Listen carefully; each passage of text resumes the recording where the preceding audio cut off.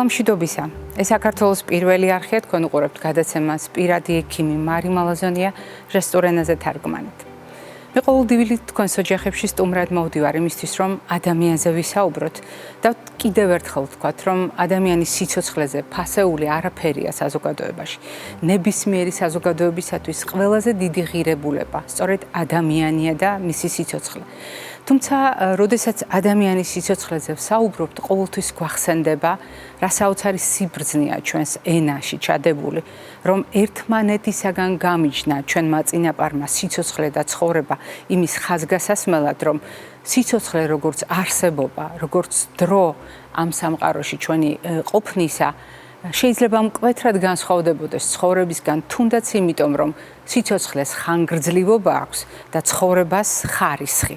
დიახ, სწორედ ცხოვრების ხარისხი შეიძლება აღმოჩნდეს ის მსაზღვრელი, რომელიც სიცოცხლესაც და ჩვენს არსებობასაც განსხვავებულ შინაარსს შესძენს. უფრო მეტიც, ჩვენ ძალიან ხშირად ვსაუბრობთ ხოლმე დროში ცხოვრების აღქმაზე და იმის წარმოდგენაზე, რა ქმნის ცხოვრების ხარისხს. ერთია ადამიანი, რომელიც ამ მოვლენათა ეპიცენტრშია, ადამიანის ინდივიდუალური მახასიათებლები, ადამიანის ქცევითი მოდელი, ის კონკრეტული თავისებურებები, რაც ერთ განსაკუთრებულ მოვლენას, ანუ ადამიანს უკავშირდება. მაგრამ მეორეა მისი სწრაფვა, იყოს საზოგადოების ნაწილი, სოციუმის ნაწილი, იყოს სწორედ საკუთარი ბუნების შესაბამისად სხვა ადამიანებთან დაკავშირებული, იმიტომ რომ ერთმანეთის გარეშე ჩვენ არსებობა არ შეგვიძლია. ამიტომ პირველი საფეხური სრულიად ლოგიკურად ამ გზაზე არის ოჯახი. ოჯახი როგორც ჩვენი უსაფრთხოების ნაპირი, ოჯახი როგორც ჩვენი დასაყრდენი, ოჯახი როგორც სამჭედლო, ოჯახი როგორც ჩვენი კუნძული, ოჯახი როგორც ის განსაკუთრებული სივრცე, სადაც ჩვენ არაუბრალოდ ფიზიკურად, არამედ სულიერად, ემოციურად, პერსონალურად ვიზრდებით და ვყალიბდებით. და ასეთ შემთხვევაში ოჯახში მშობლების და შვილების ურთიერთობას აქვს განსაკუთრებული დატვირთვა. ჩვენ ყოველთვის ვამბობთ ხოლმე, რამდენად როლურია მშობელი შვილის ცხოვრებაში. რამდენად დიდი გავლენა შეიძლება ჰქონდეს მშობელს და მისი ქცევის მოდელს შვილზე. მაგრამ ერთი წუთით წარმოვიდგინოთ, რამდენად მნიშვნელოვანია შვილი მშობლისთვის, რამდენად მნიშვნელოვანია შვილის გავლენა მშობლის ცხოვრებაზე და თქვენ წარმოიდგინეთ გავლენა წმინდა ფიზიკური თვალსაზრისით, რომელზედაც ხშირად არც კი გვაქვს საკმარისი ინფორმაცია, არა და თანამედროვე მედიცინას უამრავი ინფორმაცია გაუჩნდა იმასთან დაკავშირებით, რომ მშობლებისა და შვილების ურთიერთობა ეს არის ძალიან სერიოზული ურთიერთგავლენა, არა მხოლოდ ფსიქოემოციურ, სოციალურ, მენტალურ ჭრილში, არამედ წმინდა სამედიცინო ჭრილში, წმინდა ბიოლოგიურ ჭრილში და მოდით ერთ-ერთი ასეთი სიახლე მოვისმინოთ ამ ინფორმაციის დასტურად.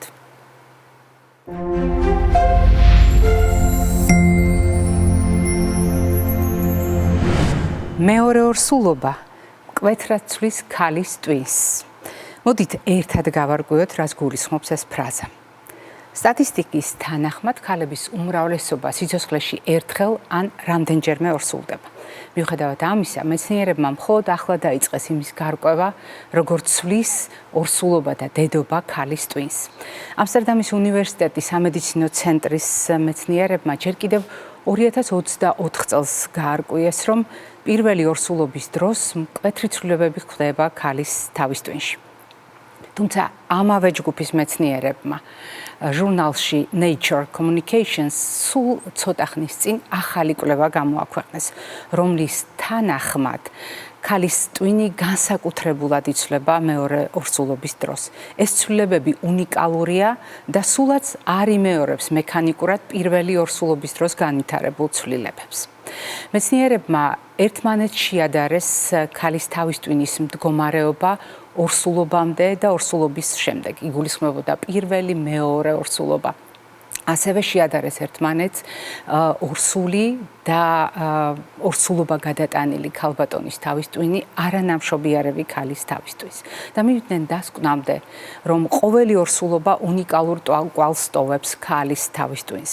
ამასთან განსაკუთრებით საყურადღებო არის მეორე ორსულობის დროს ცვლილებები, რადგან როგორც ირკვევა, თავისტვინის ისუბნები განსაკუთრებით რეაგირებს, რომელიც პასუხისმგებელია ვიზუალურ, ანუ მხედველობით და სმენით სტიმულებზე და აგრეთვე პასუხისმგებელია ყურადღებაზე. როგორ ახსნეს მეცნიერებმა ამგვარი ცვლილებები? მათ დაუკავშირეს ეს ცვლილებები ქალის ახალ როლს და პასუხისმგებლობას. არა უბრალოდ ერთი ბავშვი აღზარდოს, არამედ კიდევ უფრო მეტი პასუხისმგებლობისთვის მოემზადოს მდგომარეობისთვის, როდესაც მას დაევალება 2 და მეტი შვილის აღზრდა. მეცნიერებმა ამ ცვლილებებით ახსნეს კიდევ ერთი მდგომარეობა, რომელსაც ჰქვია დეპრესია ორსულებსა და ახალნამშობიარევ ქალებში. ისინი ცვლიან, რომ თავისტვინის ეს ცვლილებები, ეს მნიშვნელოვანი ძვრები შეიძლება იყოს მარტივი გასაღები დეპრესიის ასახსნელად. და რაც მთავარია, მიუხედავად იმისა, რომ ეს კვლევა არ იყო მასშტაბური, ეს კვლევა საკმაოდ პატარაა, მეცნიერები თვლიან, რომ ყველაზე მნიშვნელოვანი რამ მოხდა. მათ დაინახეს და გაიაზრეს, რომ ქალი უბრალოდ ბავშვს კი არ აჩენს, იგი იცვლება და განსაკუთრებით მისი ტვინი იცვლება, იგი ეგუება დედობას და ამ პროცესში ქალს ძალიან სჭირდება ყოველას მხარდაჭერა.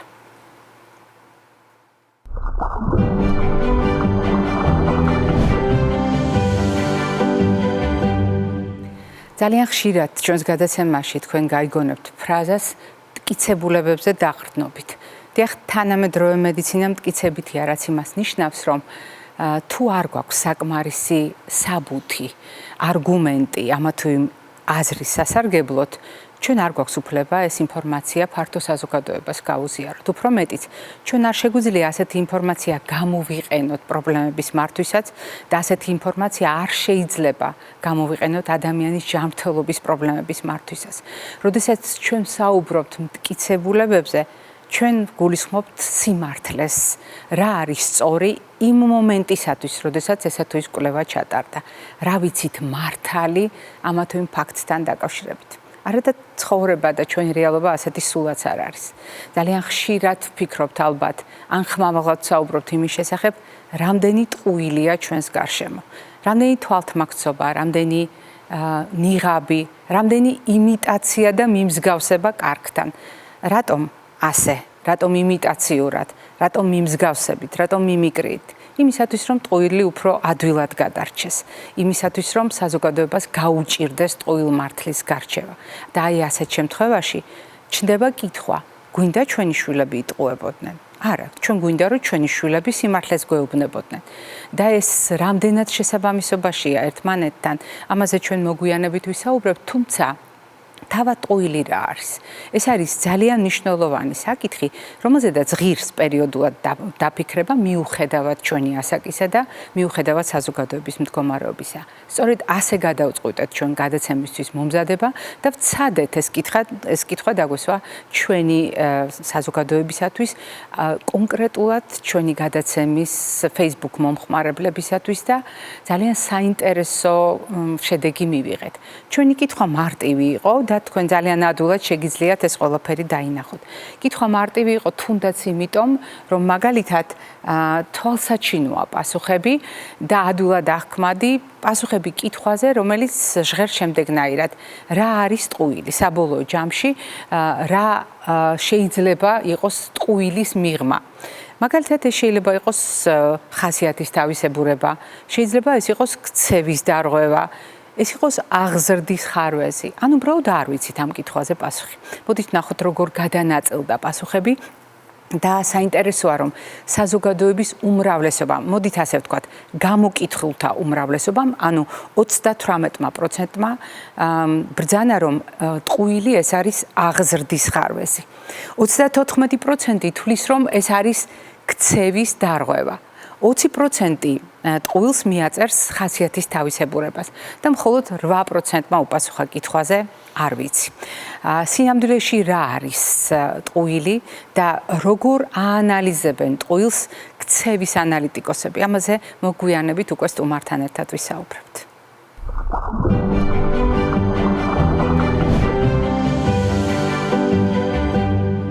გადაცემის შესავალში მე უკვე გესაუბრეთ იმის შესახებ, რამდენად მნიშვნელოვანია გავიხსენოთ, რატომ საუბრობთ მტკიცებით მედიცინაზე. ძალიან გრძელი გზა გაიარა მედიცინამ და სხვადასხვაგვარი იყო მიდგომა, ვიდრე არ მივიდა მთავარ სათქმელთან, რომ ჩვენ ამა თუ იმ პრობლემების აღმოჩენისთვის, პრობლემების მართვისთვის გვჭირდება ვიცოდეთ ყველაზე სწორი და ყველაზე მართალი იმ მომენტისათვის რა არის. ანუ რასთან დაკავშირებით გვაქვს მტკიცებულება და სწორედ მტკიცებულებებზე დაფუძნებით დაიწყო მედიცინამ დიაგნოზის აგებაც, დაავადების მართვაც, პრევენციაც კი. ასეთ შემთხვევაში, როდესაც ჩვენს გადაცემაში ვსაუბრობთ მტკიცებულებებზე, განსაკუთრებულ ფასს იძენს ნებისმიერი ტყუილი. ნებისმიერი სიცრუე, მიუხედავად იმისა, რა განმარტებას უკავშირდება. თანამედროვე საზოგადოება სავსეა სიცრუითა და ტყუილით და ჩვენ შევთანხმდით, რამდენად დამაბნეველია თანამედროვე ადამიანისთვის სიცრუით ახსავსე გარემოში ჭეშმარიტების მოძიება. თუმცა ისიც ძალიან მნიშვნელოვანია გავიხსენოთ, რომ ადამიანი მიისწრაფვის სიმართლისკენ, ადამიანი მიისწრაფვის ჭეშმარიტებისკენ და შესაბამისად ძალიან აღელვებს. სად არის ტყუილი, როგორია ტყუილი და ბოლოს და ბოლოს რა არის ტყუილი. დღეს ჩვენ ვეცდებით ბავშვების ჭრილში ვისაუბროთ და ვისაუბროთ თანამედროვე მტკიცებითი მეცნიერების მონაცემთა გათვალისწინებით. ჩვენი სტუმარი კი გახლავთ თქვენთვის ძალიან კარგად ნაცნობი ბავშვთა ფსიქოლოგი, ქცევის ანალიტიკოსი სალომე კაბაძე. სალომე, დილამშვიდობის. მოგესალმებით. ჩვენ როდესაც სხვადასხვა თემაზე ვსაუბრობთ წლების მანძილზე, ჩვენ ვცდილობთ ადამიანი დავინახოთ. ასაკის მიუხედავად დავინახოთ სხვადასხვა გარემოში, სხვადასხვა ვითარებაში, სხვადასხვა პრობლემებთან პირისპირ. დავინახოთ ადამიანის შეგუების, ანუ ადაპტაციის შესაძლებლობები და ადაპტაციის მექანიზმები, რომელიც ოჯახმა, საზოგადოებამ უნდა იცოდეს უკვე არსებული პრობლემების დროს, როგორ გამოვიყენოთ იმისთვის, რომ თუნდაც პრობლემების მქონე ბავშვმა, მოზარდმა, ახალგაზრდამ, ზოგადად ადამიანმა შეძლოს სოციუმთან შეგუება, ადაპტაცია და შესაბამისად საკუთარი ცხოვრების ხარისხის უზრუნველყოფაც. არ არის ეს თემები მარტივი, არასდროს ყოფილა და არ მაქვს არც იმის იმედი, რომ დღეს გამოგვივა მარტივი საუბარი, თუმცა მარტივად მოვყვებით იმაზე, რაც საკმაოდ რთულია და რომლისგანაც ადამიანმა გათავისუფლება ვერ შეძლო, უყვარს ადამიანს ტყუილი. მიუხედავად იმისა, თვითონ რამდენად იტყუება, ზოგჯერ უნებურად უწევს ტყუილსა და სიცრუეში ცხოვრება. ზოგჯერ ამას აცნობიერებს, ზოგჯერ ვერ აცნობიერებს, თუმცა მაინც აღელვებს, რა არის ტყუილი. რა არის ტყუილი? საინტერესოა ნამდვილად, რომ ადამიანების უმრავლესობა სხვადასხვა დროს, ზოგი მეტი ინტენსიურობით, ზოგი ნაკლები ინტენსიურობით მიმართავს ტყუილს. ტყუილი ასაკობრივი კატეგორიის მიხედვით, რა თქმა უნდა, სხვადასხვანაირად შეიძლება რომ წარმოვიდგინოთ, რას ემსახურება, ხო? პირველი ჩვენი მიზანი არის ყოველთვის დავფიქრდეთ იმაზე, რა დანიშნულება აქვს ტყუილს, რისთვის იყენებს ადამიანი მას. ადრეულ ასაკში, თქვა სადღაც 5-6 წლის წლამდე ასაკის ბავშვები ხშირ შემთხვევაში ვერც ანსხვავებენ კარგად რეალობას და ფანტაზიას და შესაძლებელია ჩვენ ჩავთვალოთ, რომ ის იტყუება, თუმცა ეს მისი უბრალოდ ფანტაზიის წყარო იყოს და ეს ბავშვი მიზანმიმართულად, თქვათ, არ ახორციელებდეს ამ ქცევას. შემდეგ უკვე სკოლის ასაკის შემდეგ ტყუილს გაცილებით უფრო მიზანმიმართული სახე ეძლევა. ამ შემთხვევაშიც გასაარკვევია, რისთვის იყენებს, ხო? ანუ როგორც ქცევის ანალიტიკოსი, ჩვენ ბიჰევიორისტები ამას ასე ვუყურებთ, თქვათ, რას ირიდებს თავიდან, ანუ შესაძლებელია, რომ ტყუილით ბავშვი არასასურველს ირიდებს თავიდან, შესაძლებელია რაღაცას იღებს, მაგალითად ბავშვები კლასელებს უყვებიან, მაგალითად ერთი მაგალითი გამახსენდა ახლა, ბავშვი რომელიც ფეხბურთზე დადის, მიდის სკოლაში და ამბობს, რომ გუშინ გაიტანა 10 გოლი. ამით ის ცდილობს აღიარება მიიღოს თანატოლებისგან, ხო? და ზოგიერთ შემთხვევაში ან მამა კოსმონავტია. კი ბატონო, დიახ. და ზოგიერთ შემთხვევაში ტყუილი ემსახურება უბრალოდ სხვა ადამიანის ემოციური კეთილდღეობის გათვალისწინებას და შესაძლებელია ტყუილი ვთქვათ უბრალოდ იმიტომ, რომ ვიღაც არ ვანერვიულოთ, ხო? ხშირ შემთხვევაში ვთქვათ ეს ეხებათ ხოლმე მშობლებს მათ შორის, როდესაც არ გვინდა რომ მშობლებმა ინერვიულონ, შეიძლება მოვატყუოთ რაღაც ჩვენი ჯანმრთელობის შესახებ, ან ჩვენი ყოველდღიური გამოწვევების შესახებ. ასევე გასათვალისწინებელია ინტენსიურობა, ხო? ანუ რა ინტენსიურობით ვიტყუებით. იმ შემთხვევაში თუ ინტენსიურობა არის დაბალი და უთანაბრდება, ასე ვთქვათ, ტიპურ გავრცელებას ტყუილის, როგორც უმეტესობა ადამიანი შეიძლება იყენებდეს ამ გზას. ამ შემთხვევაში არაფერი, ხო? ეს შეიძლება ჩავთვალოთ როგორც ნორმალური ქცევა. თუ ტყუილი ძალიან ინტენსიურია, მათ შორის განსაკუთრებით ბავშვების შემთხვევაში, ხშირად იტყუება ბავშვი, მაშინ აუცილებელია რომ გავაანალიზოთ ამ ქცევის მიზანი. მოდით აი აქ გავჩერდეთ და ვიდრე გავაგრძელებთ, მე დავუბრუნდები გამოკითხვას, რომელიც მაყურებელს მე უკვე გავუზიარე და რომელიც ფიქრობ საგულისხმო იქნება თქვენთვისაც, გამოკითხვა, რომელიც უკავშირდება ერთ მარტივ კითხვას, როგორ აღიქვამ საზოგადოება ტყუილს და ამ შემთხვევაში სოციალურ ქსელში ჩატარებული გამოკითხვა გულისხმობდა პასუხს ერთ მარტივ კითხვაზე. ეს არის ხასიათის თავისებურება, ეს არის ქცევის დარღვევა, ეს არის აღზრდის ხარვეზი, თუ უბრალოდ არ ვიცით ამ კითხვაზე პასუხი. და საინტერესოა როგორ გადანაწილდა, თქვათ, სოციალურ ქსელში მომხმარებელთა პასუხები და გადანაწილება დიაგრამაზე ძალიან თვალსაჩინოდ ჩანს. ყველაზე დიდი ნაწილი, 38% თვლის, რომ ეს არის აღზრდის ხარვეზი და ამიტომ იტყუება ადამიანი და მათ შორის ამიტომ იტყუება ბავშვი.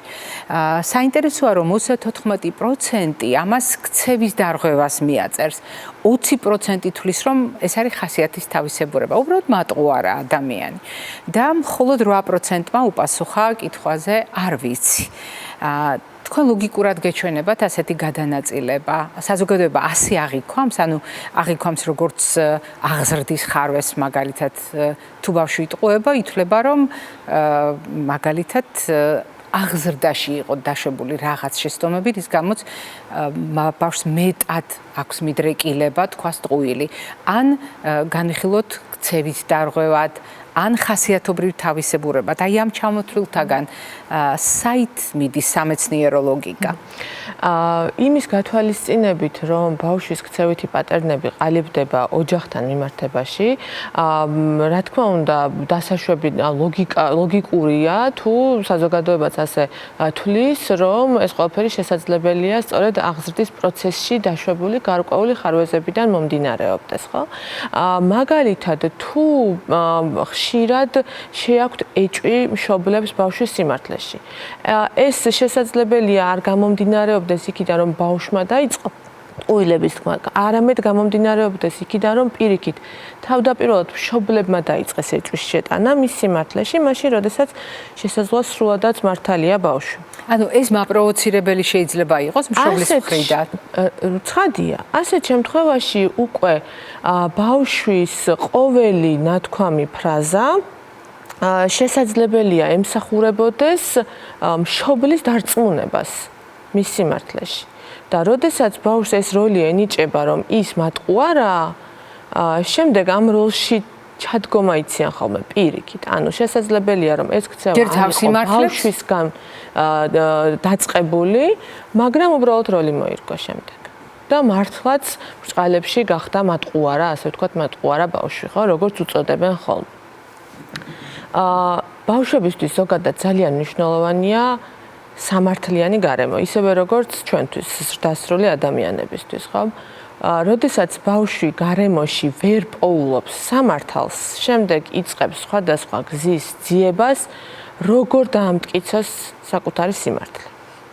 ამ პროცესში თუ მას ტყუილი დაეხმარება, შეიძლება პირიქით, ანუ ტყუილს გაურბოდეს და ისევ ტყუილი გამოიყენოს საკუთარი თავის დამკვიდრების მიზნით, იმიტომ რომ როდესაც ჩვენ არაფერში არ გვიჯერებენ, მაშინ გვიწევს რაღაცები ვაკეთოთ, რომ უბრალოდ თავი დავიმკვიდროთ, ხო ასე? ამიტომ მშობლებისთვის მექნება ასეთი რეკომენდაცია, რომ შესაძლებელია ცხადი იყოს იტყუება ბავშვი, ცხადია ეს, მაგრამ ამის ფორმულირებას მშობელი როგორ გააკეთებს, ძალიან დიდი მნიშვნელობა აქვს ბავშვისთვის, ხო? და გარდა ამისა, დაუჯეროთ ბავშვებს. იმიტომ რომ რეალურად თუ ჩვენ არ გვექნება ბავშვის მიმართ ნდობა, ისიც მასაც არ ექნება ნდობა ჩვენს მიმართ და ისიც კიდევ უფრო და უფრო მეტად ჩაიკეტება.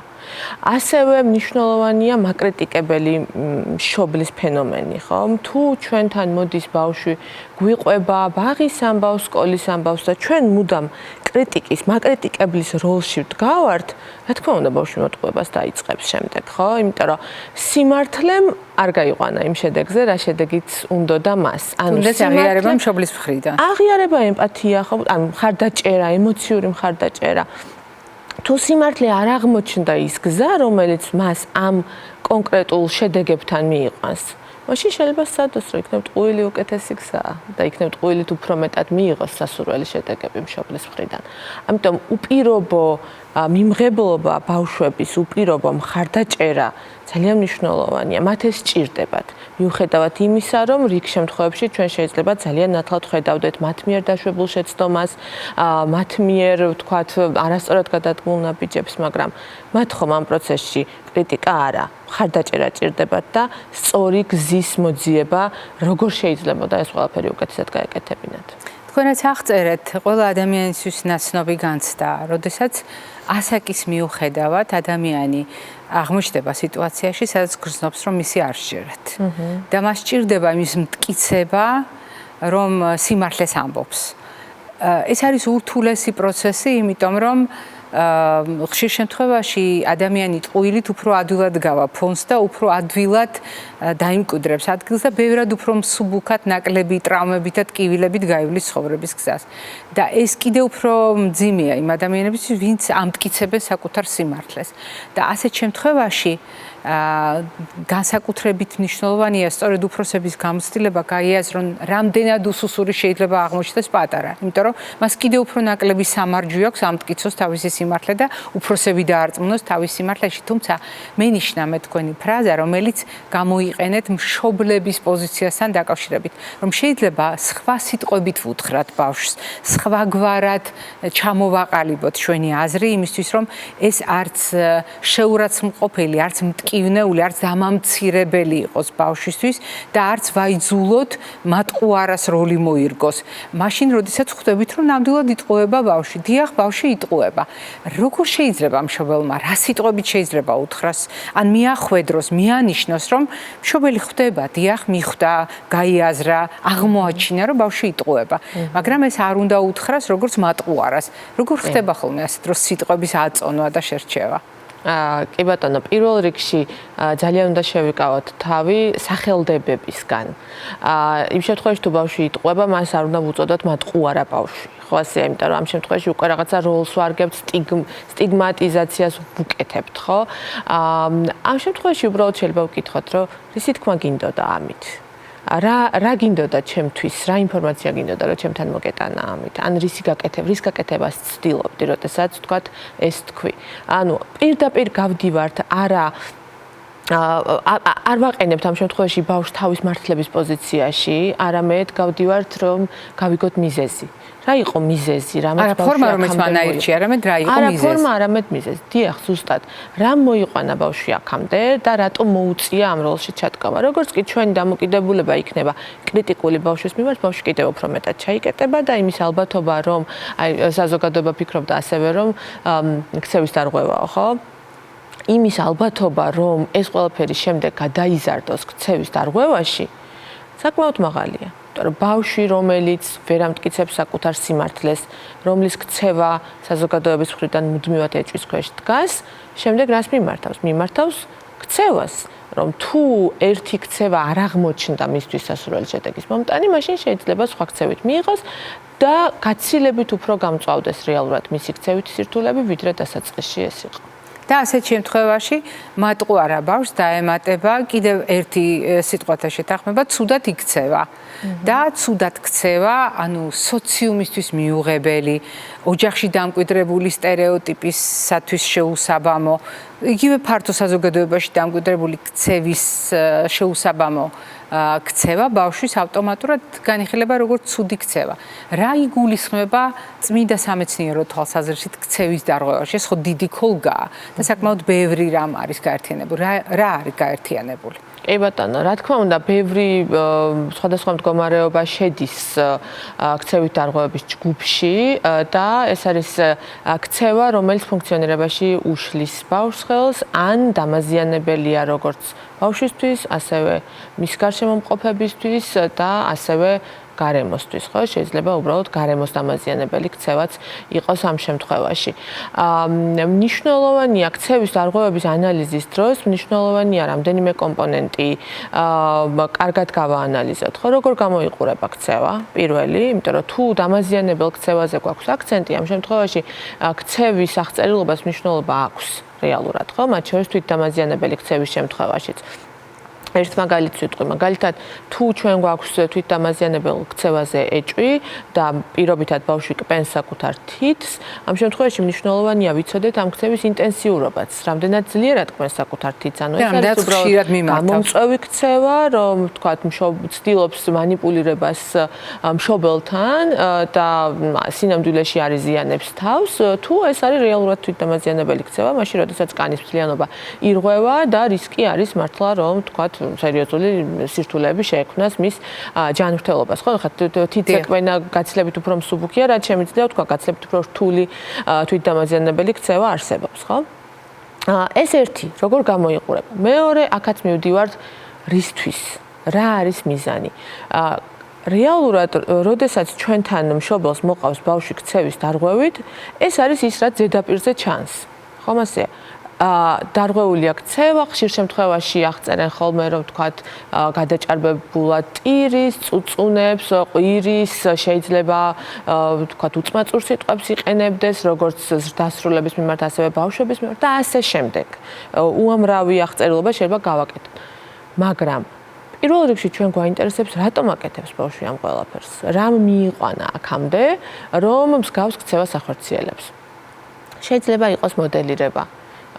თქვათ, ხო, უყურებს აგრესიულ, თუნდაც ოჯახში უყურებს მსგავს სიტუაციებს, შეიძლება ეკრანზე უყურებს აგრესიის შემცველი შინაარსის, თამაშობს აგრესიულ თამაშებს, ხო? ეს უდიდესი პრობლემაა და პრაქტიკულად ყველა გადაცემაში თქვენთან მე ამას ვამბობ, რომ მნიშვნელოვანია პირველ რიგში 2 წლამდე ასაკის ბავშვებთან მინიმალური იყოს ეკრანისგან, პრაქტიკულად არ ნული უნდა იყოს პედიატრთა აკადემიის რეკომენდაცია.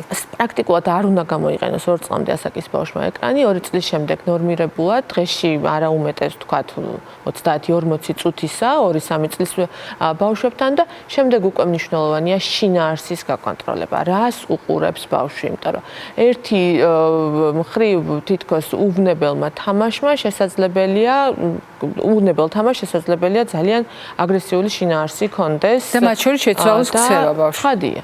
ცხადია, შეცვალა დაარღვიოს ძილი, რაც ასევე ძალიან ხშირია ხოლმე, ხო? სიზმრები, როდესაც სიზმარში ნახულობენ ბავშვები იმ შინაარსს, რასაც დღის განმავლობაში უყურებდა და ასე შემდეგ, ხო? ეს ერთი მოდელირება. მეორე, შესაძლებელია ბავშვი ამ დარღვეული ქცევით რაღაცას გაურბის. ხო? ან რაღაცას იღებს. პირიქით. რაშედაც წეგან თქვენ საუბრობთ. იღებს სასურველ შედეგებს. ამიტომაც მშობელთან კოორდინაცია სპეციალისტის და ამ ქცევის დეტალური ანალიზი ძალიან მნიშვნელოვანია.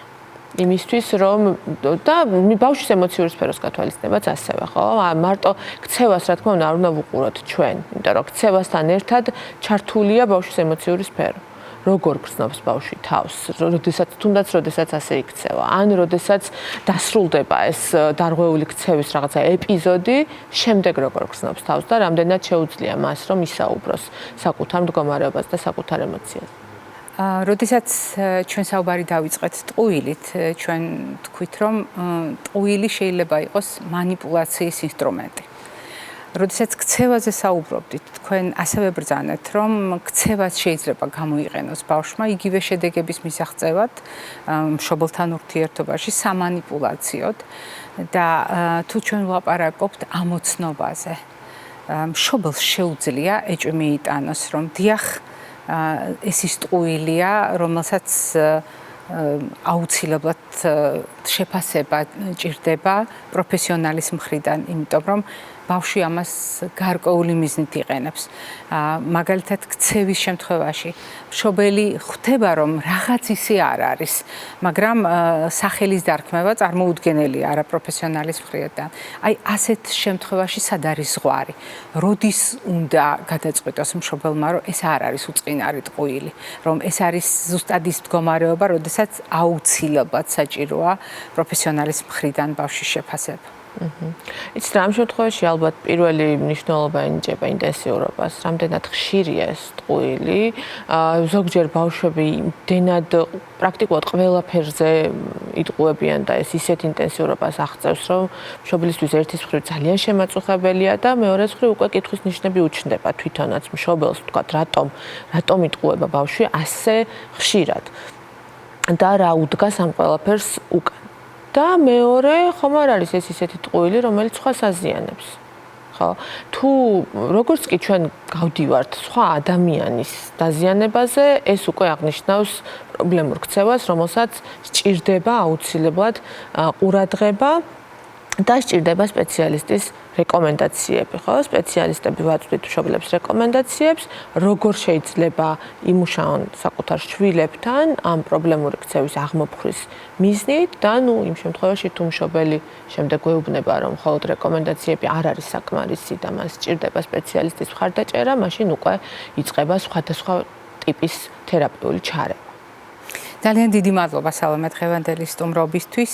ჩვენ დიდი ხანია თანამშრომლობთ და რასაკვირველია გავაგრძელებთ ამ თანამშრომლობას, მაგრამ დღევანდელი ჩვენი საუბარი საინტერესო და საგულისხმო იყო იმ თვალსაზრისით, რომ ტყუილი არ არის უცხო ადამიანისთვის, ტყუილი არ არის უცხო საზოგადოებაში, სადაც ძალიან ხშირად ბევრი რამ ტყუილს ეფუძნება ხოლმე და იქ, სადაც ბავშვების უსაფრთხოებაზე, ბავშვების ქცევებზეა ლაპარაკი, მშობლებისთვის ძალიან საგულისხმო არის ორიენტირები.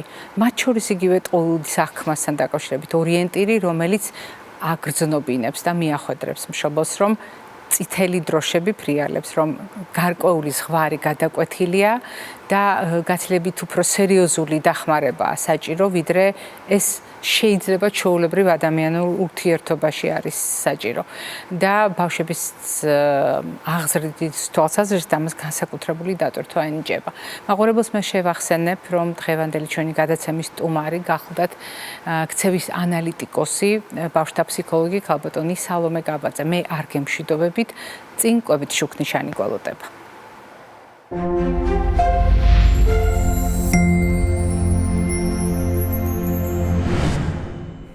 როდესაც ბავშვებზე ვსაუბრობთ, განსაკუთრებულია ჩვენი პასუხისმგებლობა და ჩვენი სიფხიზლეც განსაკუთრებულია. ჩვენ ვაკვირდებით, არაფერი მოაკლდეთ ჩვენ შვილებს. ჩვენი შესაძლებლობების ფარგლებში ვცდილობთ მაქსიმუმი გავაკეთოთ მათი ჯანმრთელობისთვის და მათი სიცოცხლისთვის და ხშირად შეიძლება სწორედ ასეთ მონდომებაში დავუშვათ შეცდომები და ვერ გავითვალისწინოთ ხარვეზები. მაგალითად, როდესაც ჩვენ საუბრობთ ბავშვის ყოველდღიურ ცხოვრებაზე, შეიძლება სწორედ აი ამ ფაქტორების არასათანადო შეფასებამ გავლენა იქონიოს კვებაზე და ვერც კი წარმოგვიდგენია, რომ შეცვლილი ქცევა ბავშვისა აისახება შემდეგ მირთმეული საკვების ტიპზე და რაოდენობას. მაგალითად, თუ ბავშვი ფიზიკურად აქტიურია, თუ ბავშვის ფიზიკური აქტივობა ისეა გადანაწილებული, რომ სისტემატურად არღვევს კვების რეჟიმს, მაშინ პასუხისმგებლობა უფროსებთან არის დაკავშირებული და არა ბავშვთან, რომელიც არასათანადო მადით და არასათანადო სურვილით შეექცევა საკვებს. ამ პირიქით უჩვეულოდ გაძლიერებული მადით და უჩვეულო არჩევანით გამოირჩევა მისი რაციონი. როდესაც ჩვენ ვამბობთ როდის დავგეგმეთ მაგალითად ფიზიკური აქტივობა, სისტემატურად ძილის წინ ინტენსიური ფიზიკური დატვირთვა ბავშვისთვის ძილის დარღვევის და შედეგად კვების დარღვევის მიზეზით შეიძლება გახდეს. ეს თავის მხრივ შეიძლება წონაზეც აისახოს და შეიკრას მანკიერი წრე, სადაც ცხოვრების ყველა ფაქტორი ერთდროულად არის ჩართული.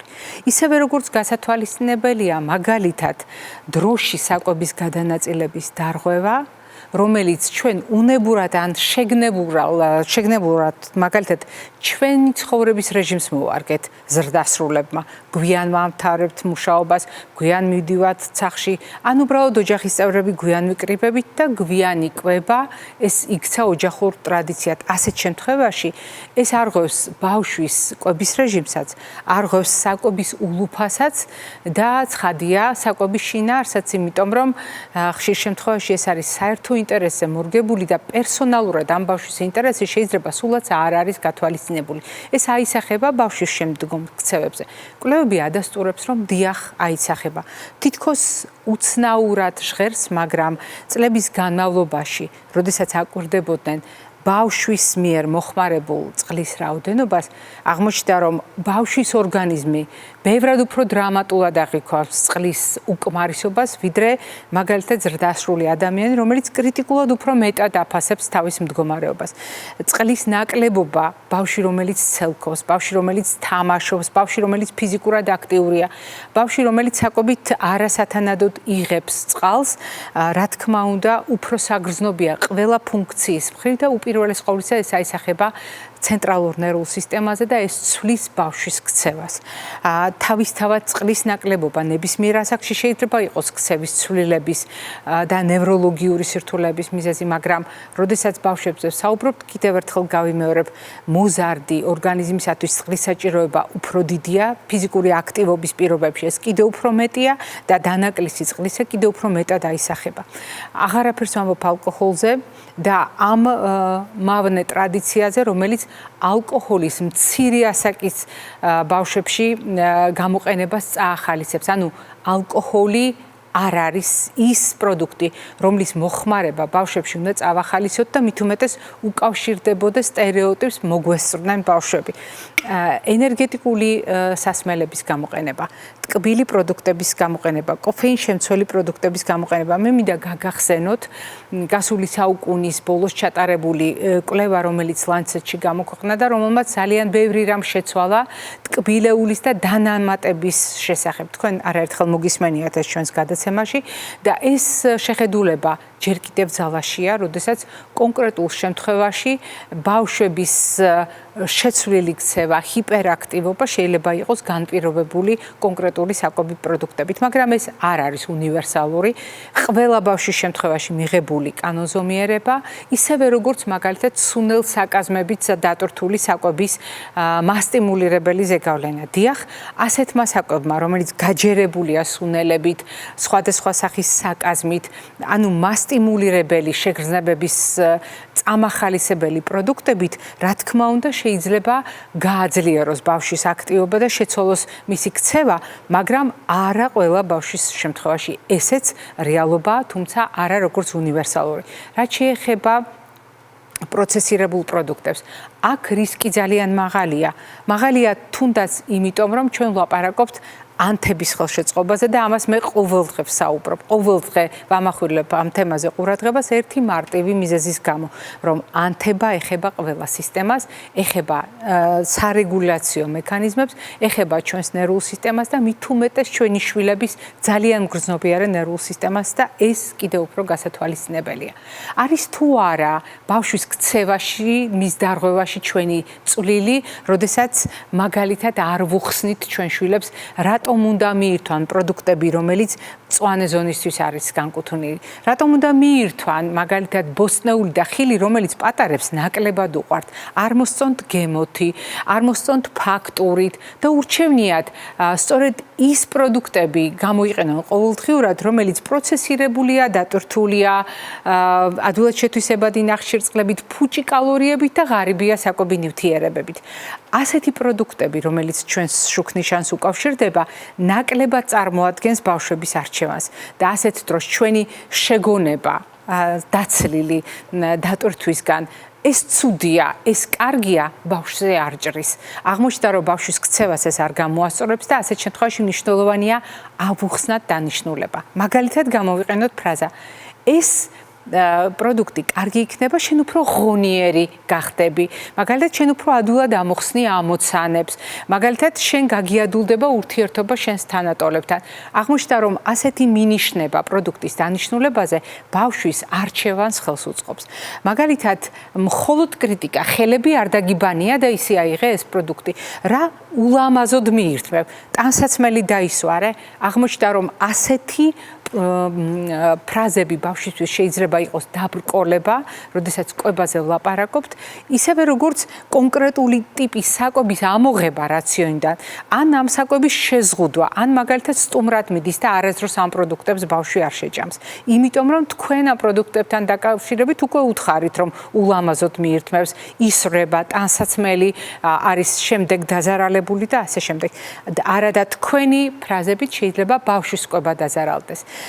სად არის ასეთ დროს გამოსავალი? როგორი შეიძლება იყოს ჩვენი დამოკიდებულება? რა თქმა უნდა, არჩევანი ამ შემთხვევაში მოკლედ ჩვენ ბანერებზე გამოვიტანეთ. მოდით თვალი შევავრულოთ, როგორია ჩვენი საუკეთესო არჩევანი, როდესაც ბავშვს ვთავაზობთ დაბალანსებულ კვებას. მაგრამ ბავშვისთვის საკმარისია უთხრათ, რომ 5 ფერის, 5 ჯგუფის პროდუქტი მიიღე, ან ცისარტყელა თეფშზე აირჩიე. არ არის საკმარისი. ბავშვს აუცილებლად სჭირდება სტიმულები, რომელიც ასეთი არჩევანისკენ უბიძგებს. მაგალითად, თუ თქვენი შვილი შეაფასეთ როგორც უჭმელი, აუცილებლად უნდა გავერკვიოთ ამ უჭმელობის მიღმა რა არის.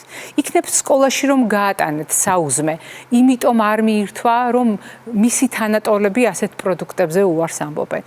იქნებ მის გვერდით არის მეგობარი, რომელსაც არ აქვს თან საუზმე.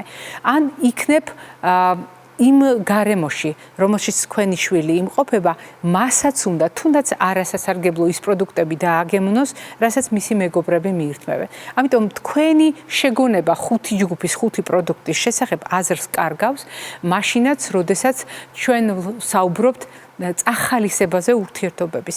იქნებ ჯობდეს ასეთი ტიპის არჩევანი შენიღბულად ჩავდოთ პროდუქტებში. აი, სად გამოგვადგება კეთილი ტყუილი. ტყუილი არ შეიძლება იყოს კეთილი თავისი არსით თითქოს, მაგრამ ეს ის შემთხვევა, როდესაც მშობლები ვიყენებთ ამას ჩვენი შვილების კეთილდღეობისთვის. მაგალითად, თანატოლებთან ერთად გაუზიაროთ ის პროდუქტები, რომელიც ჩვენი შვილისთვის არ არის მაინც მისაღები, მაგრამ მეგობრებთან ერთად სიამოვნებით მიირთმევს. მაგალითად, ჩვენი შვილი წავიყვანოთ ამ სასარგებლო პროდუქტების ერთად ასარჩევად. ერთად ავირჩიოთ მაღაზიაში, შემდეგ ერთად დავამუშაოთ, ერთად მოვამზადოთ და შევთავაზოთ. თვითონ დააგემოვნოს, ან თვითონ შესთავაზოს ეს ოჯახის წევრებს და მათთან ერთად მანაც მიირთვას. აქ არის გარკვეული წილი ტყუილისა, როდესაც ჩვენ სიმართლეს არ ვეუბნებით ბოლომდე, მაგრამ ამ შენიღბული ცოდნით ჩვენ ვახერხებთ, რომ კიდევ გავითვალისწინოთ ერთი კანონზომიერება. ჩვენი შვილი უჭმელია. ცუდად იქცევა, როდესაც იკვებება, გარკვეულ პროდუქტებზე უარს ამბობს, მაგრამ იქნება ამაში დამნაშავე არის ის აღქმა, რომელსაც მისი გრძნობათა ორგანოები განაპირობებს. ჩვენ სხვადასხვაგვარად აღვიქვამთ საკვებს როგორც ინფორმაციას. ჩვენ სხვადასხვა გრძნობათა ორგანოები სხვადასხვა სტიმულისკენ გვიბიძგებს. მაგალითად, ბავშვებს შეიძლება სულაც არ უყვარდეთ ჟელე, რომელიც თიმთიმებს, რომელიც კი არ იღეჭება, არამედ იჭრება თითქოს პირში. არ მოსწონდეთ ბადრიჯანი, იმიტომ რომ თითქოს პირში ჭრიჭინებს ისევე როგორც მაგალითად სოკო. მაგრამ ეს ჩვენ უნდა გავარკვიოთ ჩვენ შულთან ურთიერთობაში და იმ საუბრებით, რომელიც დაგვარწმუნებს, რომ ჩვენი შვილი გარკვეული თავისებურებით აღიქვამს ამ პროდუქტებს. ისევე როგორც გასათვალისწინებელია, რა თქმა უნდა, ჩვენთვის სრულიად უხილავი ჩვენი შვილების ნაწლავი. როგორია ჩვენი შვილების ნაწლავი და როგორია მისი მდგომარეობა? როგორი ტიპის ნაწლავია? ხორცს პროდუქტები ურჩევნია, თუ მცენარეული პროდუქტები ურჩევნია, ან ორივეს ერთნაირად ინარლებს. ეს რასთან არის დაკავშირებული? დაკავშირებულია მთავარ კანონზომიერებასთან, როდესაც შესაძლოა დიახ, შესაძლებელია ბავშვი ვერაცნობიერებდეს, რატომ ამბობს უარს ამ პროდუქტებზე, მაგრამ ამისი საფუძველი იყოს მისი ნაწლავის თავისებურება, როდესაც დისკომფორტი აქვს ერთი ტიპის პროდუქტების მოხმარებისას და მეორე ტიპის პროდუქტებს სიამოვნებით მიირთმევს. როდესაც ჩვენ გვჭირდება გათვალისწინება ზოგადად ბავშვის გუნებგანწყობისა, ბავშვის ქცევისა, რომელიც განპირობებულია ნაწლავში წარმოქმნილი ნივთიერებებით და ასეთ შემთხვევაში ჩვენი დამოკიდებულება ნაწლავის მიმართ კიდევ უფრო საყურადღებოა, იმიტომ რომ ნაწლავი განსაზღვრავს ბავშვის გუნებგანწყობასაც და ნაწლავის შიგნით მიმდინარე პროცესები არის განსაზღვრელი მისი ხასიათისაც და მისი ქცევისაც. თუ ჩვენ საუბრობთ ტყუილზე, ქცევასთან მიმართებაში. ჩვენ აუცილებლად უნდა გავიხსენოთ, რატომ შეიძლება ჩვენმა გადაწყვეტილებამ შევაპაროთ გარკვეული ტიპის პროდუქტები, შევნიღბოთ ჩვენი შვილისთვის საყვარელი გემოთი, ფერით, ფაქტურით, იყოს მიგვიყვანოს კარგ შედეგთან. დიახ, მაშინ, როდესაც ჩვენ გვჭირდება კონკრეტული ჩვენი შვილისთვის აუცილებელი საკვების ჩართვა რაციონში. მაგრამ ეს ძალიან ფრთხილად უნდა გავაკეთოთ იმისთვის, რომ პატარებმა ყველაზე საყვარელი პროდუქტებიც არ შეიძულონ. ასეთ შემთხვევაში ჩვენი დამოკიდებულება საკვების არჩევანთან ეფუძნება ჩვენი შვილის არჩევანის გათვალისწინებას და იმ კომპრომისის მოძიებას, რომელიც აუცილებლად შეავსებს ჩვენი ორგანიზმის და ჩვენი შვილის ორგანიზმის საჭიროებას. და ბავშვის ქცევა აუცილებლად იქნება განპირობებული მისი და ჩვენი შეთანხმებული ურთიერთობით, თუნდაც კვებით არჩევანთან, საკვებ პროდუქტებთან, თუნდაც საკვებ პროდუქტებთან კულინარიული დამუშავების სრულში და ყოველდღიურ ტრაპეზთან. ეს ხო დღევანდელი ჩვენი რეკომენდაციები, მე გემშვიდობებით და ტრადიციულად ჯანმრთელობას და დღეგრძელობას გისურვებთ.